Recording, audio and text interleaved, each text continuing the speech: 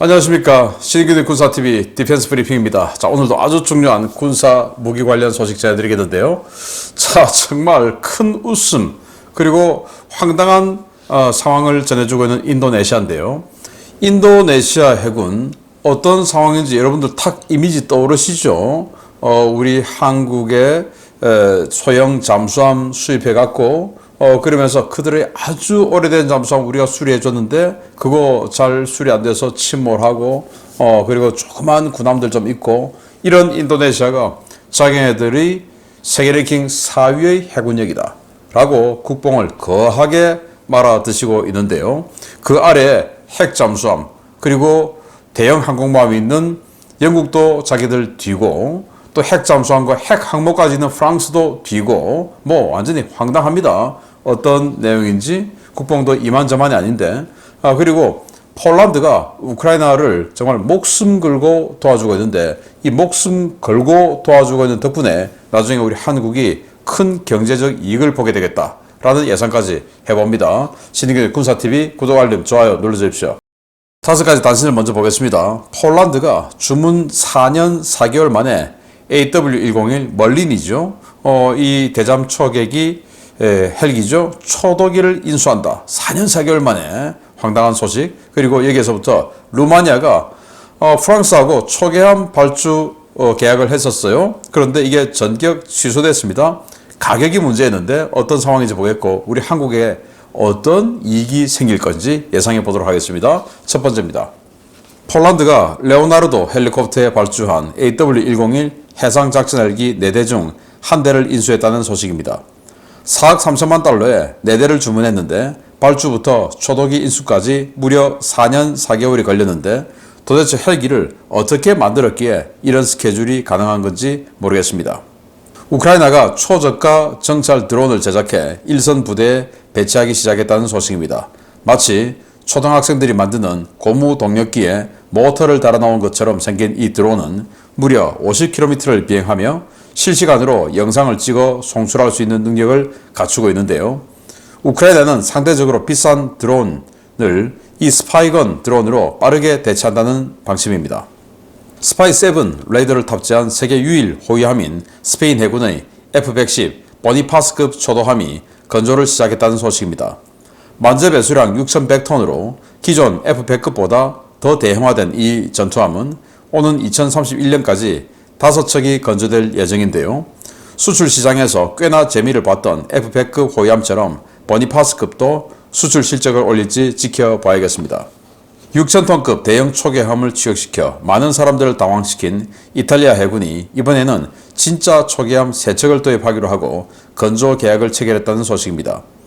9억 2,500만 유로에 만재 배수량 2,300톤의 신형 원양 초계함 3척을 건조한다고 하는데 이 가격에 이 성능이 합당한 것인지 모르겠습니다. 루마니아 정부가 프랑스 나발 그룹으로 확정되었던 차세대 초계함 도입 사업을 전면 취소했다는 소식입니다. 지난 2019년 기술 도입 계약 형식으로 4척을 도입하고 2척을 옵션으로 걸었던 12억 유로 규모의 고윈드급 계약이 결국 파기됐는데요. 루마니아는 프랑스 업체 측이 비용 상승분을 요구하며 계약서 최종 서명에 거부해 계약이 파기됐다고 밝혔습니다. 자, 멀린 세계에서 가장 비싼 헬기 중에 하나다 라고 하던 바로 그 멀린이죠. 아우구스타 웨스트랜드에서 만들었는데 그게 이제 레오나르도로 옮겨졌습니다. 이 멀린에다가 대잠 초계 기능을 붙인 이 해상작전 헬기 4대 그리고 추가로 이제 옵션으로 4대 좋으면 또 4대 더 하겠다 이거죠. 그래서 4대 도입에 4억 3천만 달러 그러니까 한 대당 거의 뭐 1억 1천만 달러에 육박하는 아주 비싼 가격으로 헬기를 4년 4개월 전에 계약을 했는데 이제 4년 4개월 지내서 한 대가 들어왔다. 정말 이 폴란드가 요즘 우리 한국하고 여러 가지 하늘에서부터 바다까지 지상은 물론이고 여러 가지 방산협력하고 있는데 이 과거에 해놨던 계약 보면 기가 찬다. 그냥 한국하고 할 걸. 이런 생각이 들기도 하겠는데 헬기 부분은 아쉽게도 한국이 최약점 부분 중에 하나죠. 아무리 한국이 빨리 갖다 준다 해도 수리용 같은 고릴라 콧구멍을 여기다가 들이밀고 1960년대 디자인, 설계 그거 지금 뭐 계속 울거먹으면서 현대화 했다라고 하는 기동성 완전히 그냥 꽝인 그 수리온을 갖다 밀면서 이거 해라 라고 하기에는 우리 한국의 다른 진짜 좋은 무기들 이미지 다 깎아 먹을까봐 제발 카이가 그건 어디 국제시장에 좀 내놓지 말아라 라는 조언을 해주고 싶습니다. 카이 때문에 그 수리온 때문에 다른 우리 진짜 좋은 무기들 이미지 다 망칩니다. 자, 우크라이나가 이런 드론을 만들었어요. 그래서 아주 초저가 드론이라고 하는데 이거 일선 부대에 대량 배치한다. 생긴 거 이래도 무려 50km나 비행한다고 합니다. 그래서 정찰한다고 하는데 이거 저도 어릴 때 초등학교 다닐 때 동네 문방구 가면 이런 거 팔았어요. 그래서 요거 사면 글라이더죠. 그래서 앞에 프로펠러 이런 거 붙어 있어요. 그래서 프로펠러를 고무 밴드 연결해서 뱅글뱅글 돌리면 고무 밴드가 점점 이제 강하게 압축이 되죠. 그래서 탁 놓으면서 탁 날리면 그 고무 밴드가 이제 풀리면서 이 프로펠러가 돌아가는데 뭐 한 재수 좋으면 한 5m 정도 날아가고 했던 그런 기억이 있는데 그거의 발전형. 그래서 그 고무 밴드로 우리는 돌렸는데 이걸 전기 모터로 이제 프로펠러를 돌리는 겁니다. 그리고 이 프레임은 아주 가벼운 플라스틱. 그리고 프레임을 연결해주는 이 좀 투명한 거 이거 두꺼운 비닐. 그러니까 얼마나 싸고 가볍겠습니까? 그래서 이게 그럼에도 불구하고 무려 50km 날아가고 방공 레이더에 작고 뭐 이래서 걸리지도 않겠죠. 그래서 이거 격추하려면 맨패즈로 조준도 안 되는 겁니다, 이거. 그래서 이거 격추하려면 소총이나 기관포로 쏴야 되는데 뭐 들려야 하늘을 쳐다보죠. 그래서 야, 기가 막힌 이 드론을 가지고 앞으로 대량 배치해서 정찰하겠다고 하는데 러시아가 꽤나 골치 아플 것 같습니다. 스페인이 이 F-110 보니파스급 이지스함을 만드는데 여기 이제 스파이 7 들어가죠. 스파이 7 들어가는 군함. 현재 일본이 자기네들 합동 화력함 만들죠. 이지스 탑재 군함. 그래서 거의 21세기 야마토라고 하는 그 엄청난 군함을 만드는데 그건 이제 거의 전함급이니까 그 빼고 호위함으로서는 유일하게 스파이 7이 현재 들어가는 이 군함이 보니파스급이에요. 근데 6,100톤 우리 한국의 충무공 이순신 만재 배수량보다 거의 뭐 10% 이상 더 크죠. 덩치가 크죠. 그런데 여기 수직 발사관 한번 보십시오. 코딱지만하게 지금 앞에 붙어 있습니다. 16셀. 우리 한국의 충무공 이순신급이 48셀이 붙어 있죠. 근데 여기 16셀인데 더 확장할 수 있는 공간이 있냐? 없죠. 공간 지금 없습니다. 이게 끝인 것 같아요. 그래서 이게 지금 자기네들이 가지고 있는 방공함이죠. 알바로 데 바잔급. 그걸 대체하는 거냐? 그건 아니에요. 방공함 바잔이 그대로 하고 이건 이제 오래된 구형 범용 호위함을 대체하는 거니까 바잔의 성능을 넘어서면 안 돼. 그래서 이 16셀에다가 SM2 그리고 ESSM을 섞어서 넣는다라는 건데 바잔급은 호주에 파는 등 세계 시장에서 제법 히트했습니다. 근데 이거 히트할까? 저는 못한다고 봅니다. 아니 16셀 방공함을 뭐하러 사겠습니까? 참 희한한 스페인입니다. 자, 이건 더 희한합니다. 이탈리아가 신형 원양 초계함 3척을 발주했다. 척당 4,453억 원. 이게 2,300톤 정도 되는데 뭐 생긴 건 그럴싸하게 생겼지만 한 포가 그냥 요거 하나, 달랑 하나, 그리고 다른 무장 없음. 끝. 이거예요. 그런데 원양 초계함이니까 뭐 미사일이다, 대공 미사일이다, 뭐 이런 거 필요 없다 이거죠. 그래서 야, 어떻게 이걸 4,453억 원에 발주하냐. 그래서 이탈리아가 마피아의 원조국가 아닙니까? 그래서 혹시 아주 정치권하고 깊게 연결되어 있는 마피아가 사장으로 있는 회사인가? 라는 의심이 될 정도로 정말 말도 안 되는 성능, 사양임에도 불구하고 말도 안 되는 가격이다. 라는 구단 보았고 또 역시 또 기가 차는 상황이 있는데 루마니아가 프랑스의 나발 그룹하고 계약을 했죠. 고인드급 이 초계함을 4척을 사기로 했는데 이 4척을 12억 유로 그러니까 척당 3억 유로면 한국 돈으로 한 4,400억 정도 계약을 했어요. 그런데 나발 그룹이 그동안 뭐 코비드 뭐 코로나 뭐 이렇게 해서 많이 올랐어. 자재값 올랐어. 그래서 척당 한 1억 유로 더 줘. 이렇게 된 겁니다. 그래서 루마니아는 무슨 소리? 아니 계약을 했으면 계약대로 해야지. 니들이 손해를 보든지 말든지 계약대로 해야지. 안 돼, 못 올려줘. 하니까 업체는 그럼 계약 파기하고 파기를 해버렸어요. 그래서 루마니아가 파기한 게 아니고 프랑스 나발 그룹이 파기해버렸어요. 돈을 한 5천억 이상으로 더 달라라고 했는데 이게 지금 2,500톤짜리예요. 2,500톤짜리에 뭐 무장도 딱히 없습니다. 특별한 무장도 없어요. 그걸 4,400억 계약한 걸 돈 한 1,500 더 내라 라고 한 걸 루마니아가 못 주겠다 하니까 프랑스 업체가 그럼 계약 파기. 자, 그러면 이제 루마니아는 이 사업을 다시 처음부터 다시 시작해야 돼요.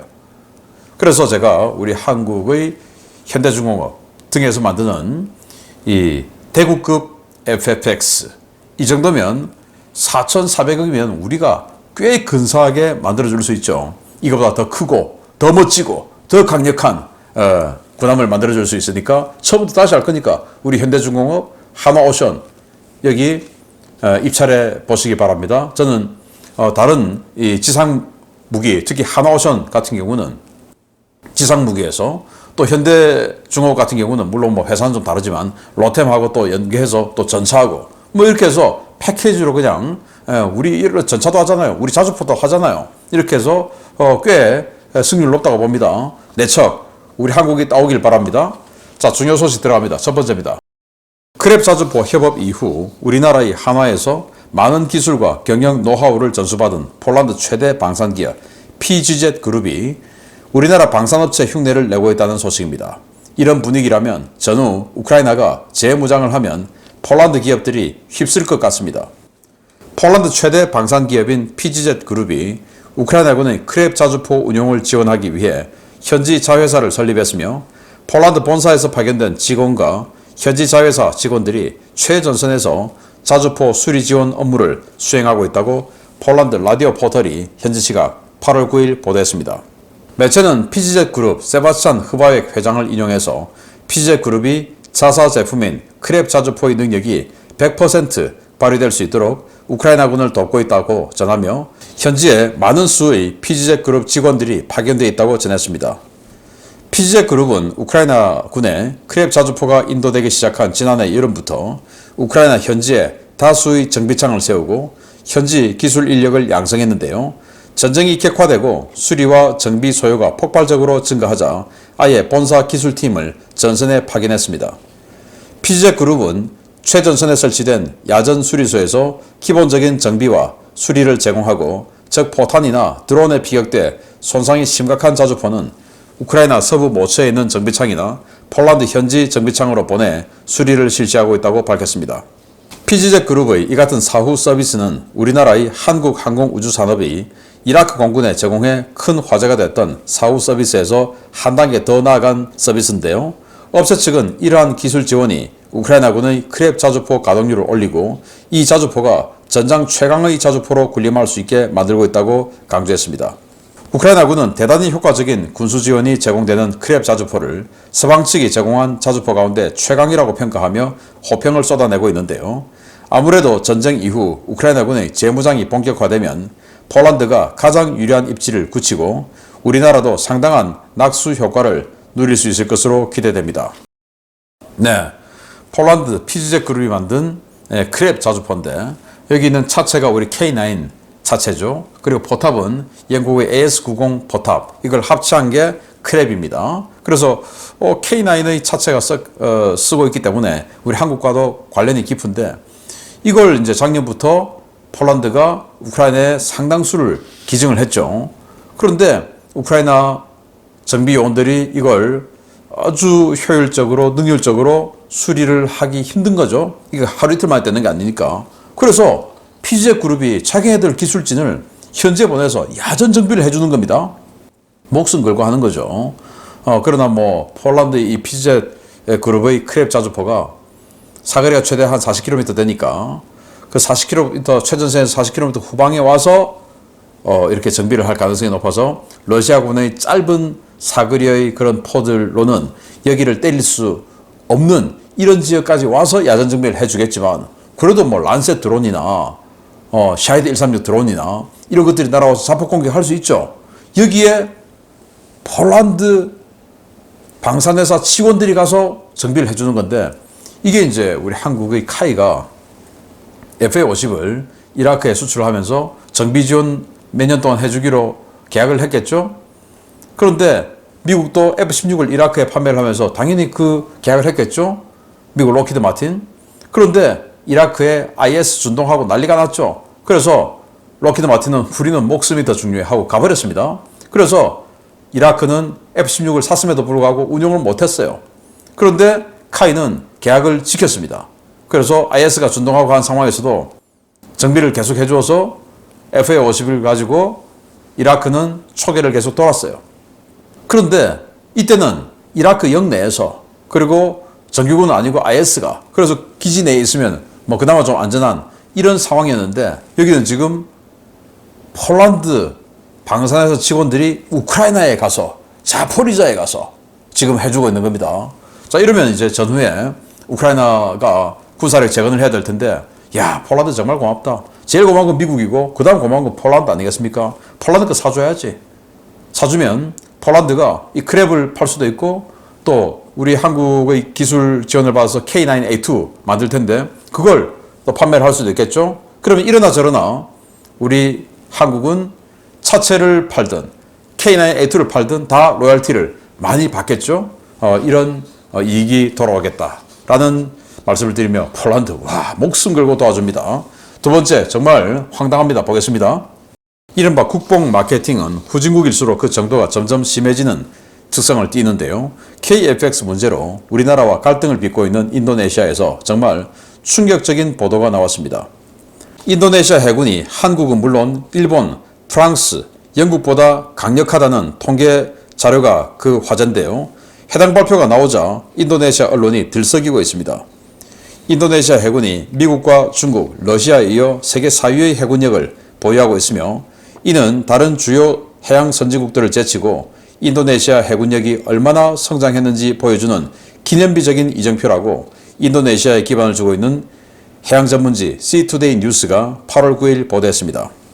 매체는 글로벌 네이벌 파워 랭킹 2023에서 발표한 세계 현대전함 디렉토리에서 인도네시아가 실제 가치율 137.3을 기록해 세계 4위에 랭크됐다라며 이는 미국, 중국, 러시아에 이은 순위라고 보도했습니다. 매체는 실제 가치율, 일명 TVR, True Valuable Rate 점수 기준 1위는 323.9를 기록한 미 해군이며 중국 해군이 319.8, 러시아 해군이 242.3을 기록한 데 이어 인도네시아가 137.3으로 4위를 차지했다라고 주장했습니다. 보도에 따르면 1위인 미 해군은 243척, 2위인 중국 해군은 422척의 전투함을 가지고 있고 인도네시아 해군은 243척의 전투함을 보유하고 있는 것으로 집계됐는데요. 5위를 차지한 한국 해군은 138척의 함정으로 TVR 점수 122.9를 기록했고 6위를 차지한 일본 해상자위대는 102척의 함정으로 121.3이라는 TVR 점수를 받았습니다. 세계 5대 해군 범주에 항상 들어갔던 영국 해군은 51척의 함정으로 88.3점을 받아 9위에 랭크됐고 핵항모 보유국 프랑스는 65척의 함정으로 92.9를 받아 8위에 랭크됐습니다.